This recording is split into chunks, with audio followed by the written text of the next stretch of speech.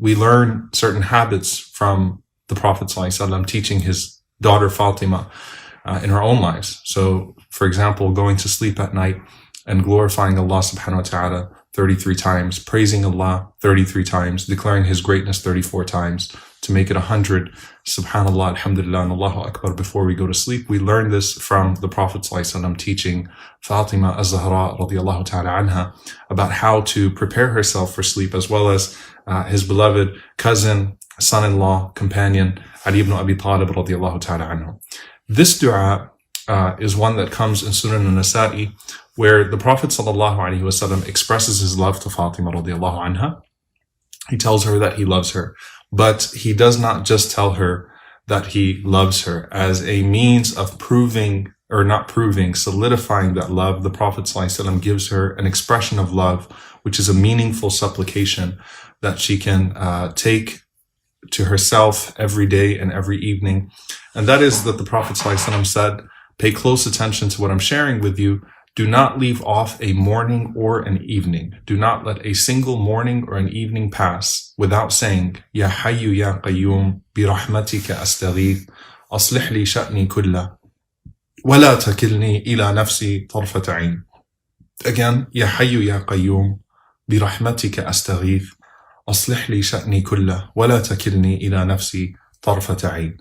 The translation of this supplication, O ever living, O ever sustaining, O ever living, O ever sustaining, by your mercy I seek relief.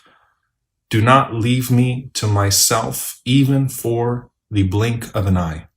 Correct all of my affairs. So, O Ya Hayyu Ya Qayyum, O ever living, O ever sustaining, bi rahmatika astaghith, in your mercy I seek relief.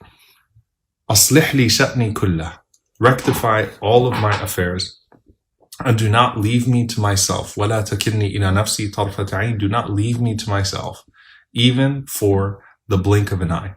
Now, before I break down this hadith and this precious wasiyah, this precious bestowal that the Prophet ﷺ gave to his daughter Fatimah radiallahu anha, that we all benefit from today, which we are to say every morning between Fajr and sunrise, and every evening between Asr and Maghrib. This was also the habit of the Prophet ﷺ himself. So what he was giving Fatima was what he himself would do. As Anas ibn Malik radiallahu ta'ala anhu says, that whenever a matter would distress the Prophet ﷺ, when anything would bother the Prophet ﷺ, you could hear him saying, Ya Hayyu Ya Qayyum bi rahmatika astaghith. O ever living and O ever sustaining, in your mercy I seek relief.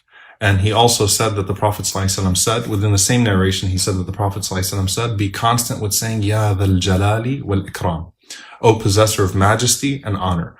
A few nights ago, we spoke about this concept of diversifying the names of Allah as we call upon Him as a means of connecting with Allah. So all 99 names belong to one God. And by connecting with all of those names, we have a deeper appreciation and connection with that one God. And so here you have a practical example of 4 names that the Prophet ﷺ would use frequently and commanded others to use frequently as well. وَلَا تَكِلْنِي إِلَى نَفْسِي طَرْفَةَ عَيْنٍ, and do not leave me to myself for even the blink of an eye. This is probably one of the most comprehensive supplications, because everything in this supplication is comprehensive. And so you start with the very beginning of the most comprehensive names of Allah Himself, Ya Hayyu Ya Qayyum. Okay? O ever living, O ever sustaining.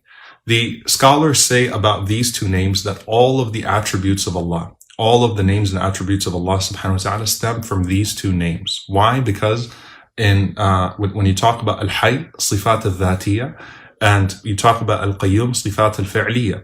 Sifat al-Dhatiyya refer to Allah subhanahu wa ta'ala in His essence, right? So He is the ever-living. He's the originator of life. No life comes to be except for Him. No life ends except by Al-Hayy. And no life is brought back except by Him, and He is always living, subhanahu wa ta'ala. So all of the names that speak to Allah subhanahu wa ta'ala's essence, His attributes that speak to His essence, those are all included in Him being Al-Hayy. No one bestowed any of those things upon Him, because He is the originator of life.